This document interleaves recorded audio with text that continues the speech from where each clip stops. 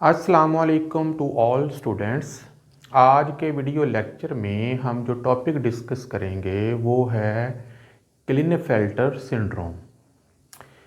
क्लिनेफेल्टर syndrome जो है ये एक ऐसा प्रॉब्लम है जिसमें किसी इंसान के अंदर ख़ास तौर पर जो मेल्स होते हैं उनमें क्रोमोसोम की तादाद ज़्यादा हो जाती है। अब आप जानते हैं कि क्रोमोसोम जो हैं ये दो तरह के होते हैं, एक होते हैं ऑटोसोम्स और एक होते हैं सेक्स क्रोमोसोम्स। तो ये जो सिंड्रोम है क्लिनेफेल्टर सिंड्रोम, ये सेक्स क्रोमोसोम में क्रोमोसोम की तादाद बढ़ जाने से ये कंडीशन पैदा होती है। इसे आम तौर पर हम एन्यूप्लॉयड जेनेटिक कंडीशन कहते हैं, क्योंकि ये जेनेटिक प्रॉब्लम है और वालिदैन से उसके बच्चों में जो कि मेल होते हैं उनके अंदर ये कंडीशन पैदा हो जाती है। ये क्या है, इसकी सिम्टम्स क्या हैं और इसको कैसे ट्रीट किया जा सकता है, उसको हम आज डिस्कस करते हैं। तो सबसे पहले हम बात करेंगे इसकी सिम्टम्स की कि वो कौन सी अलामात हैं जिससे हमें कंफर्म होगा कि ये जो पर्सन है ये क्लिनेफेल्टर सिंड्रोम का शिकार है। नंबर 1, तो ये क्या प्रॉब्लम है? Common primary hypogonadism. इसमें जो गोनेड्स हैं और उनके जो हार्मोन्स हैं, मेल हार्मोन्स हैं, उनमें कमी आ जाती है। उसके नतीजे में आम तौर पर इसका जो कैरियोटाइप होता है उसकी तादाद, क्रोमोसोम की जो नॉर्मल तादाद होती है वो 46 होती है, जबकि इसमें 47 हो जाता है।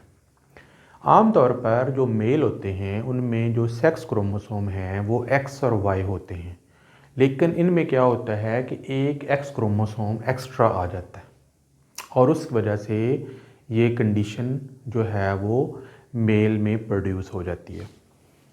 क्या होता है? Lack of libido, sex power जो है उसके अंदर जो है वो कमी आ जाती है और बाज़ औक़ात जो है वो बिल्कुल ख़त्म हो जाती है। फिगर जो है वो टॉल होगी, यानी जो पर्सन इस प्रॉब्लम का शिकार होगा वो लंबे कद वाला होगा। टेस्टिस यानी उसके जो गोनेड्स हैं वो बहुत छोटे होंगे साइज़ में। इसके अलावा यूनिकोइड यानी उसके अंदर फीमेल करैक्टर्स आ जाएंगे, जिसे आम तौर पर हम खुसरे कहते हैं।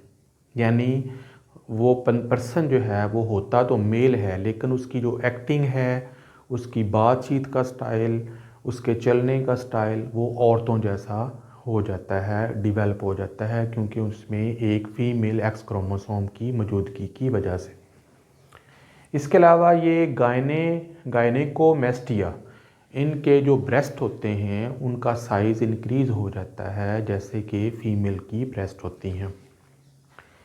इसके अलावा इनमें स्टेरिलिटी भी देखी गई है, यानी ये सम टाइम्स जो है वो औलाद यानी बच्चे पैदा करने के काबिल नहीं होते, बांझ होते हैं।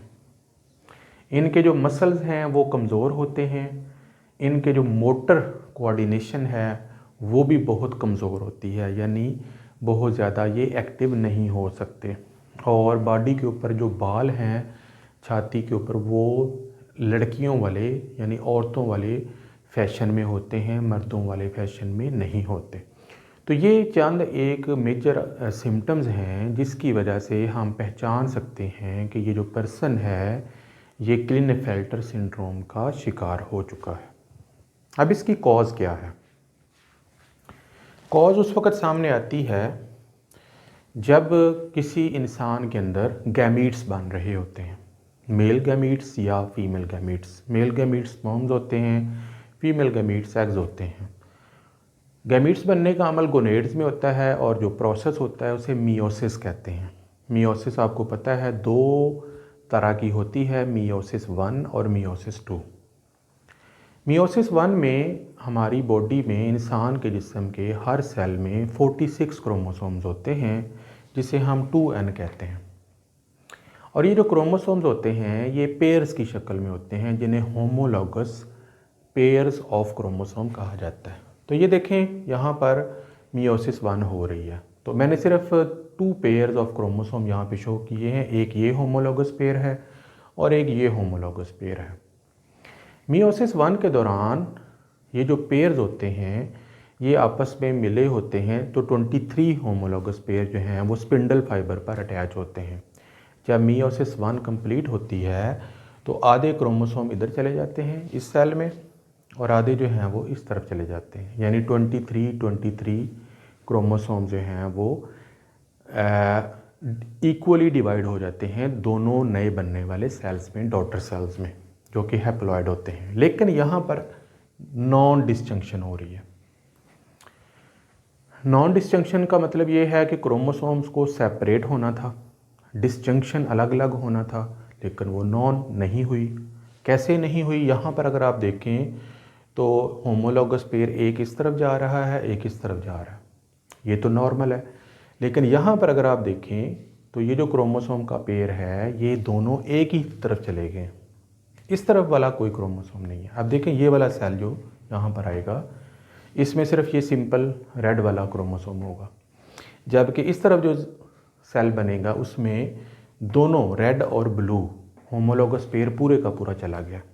इसमें एक क्रोमोसोम कम हो जाएगा 22 और इसमें एक क्रोमोसोम ज़्यादा हो जाएगा 24।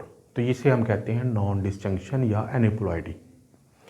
अब जब मियोसिस कंप्लीट होती है, मियोसिस 2, तो फिर ये जो सेल दोनों सेल्स हैं ये फिर माइटोसिस करते हैं। अब इनके जो क्रोमैटिड्स हैं वो अलग अलग होते हैं।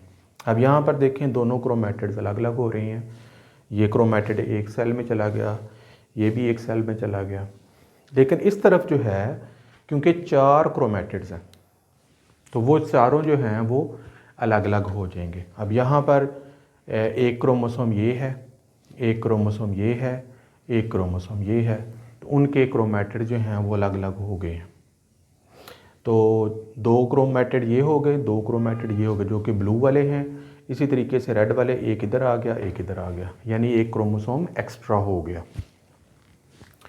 उसके बाद जब इसकी सेपरेशन होती है, गैमीट्स बनते हैं, तो इनमें क्रोमोसोम की तादाद एक से ज़्यादा हो जाती है, यानी 24 हो जाती है। अब ये जो 2 गैमीट्स बने हैं ये खा वो स्पर्म्स हों या वो एग्स हों, इनमें क्रोमोसोम की कमी है।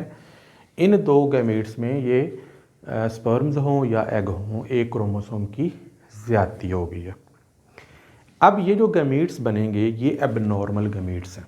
फॉर एग्ज़ाम्पल ये जो पर्सन है इसकी अगर मैरिज हो जाती है, शादी हो जाती है एक नॉर्मल इंसान के साथ, तो इसके गैमीट्स में 24 क्रोमोसोम हैं, जबकि दूसरा जो पर्सन नॉर्मल है उसके गैमीट्स जो हैं उनमें 23 क्रोमोसोम हैं।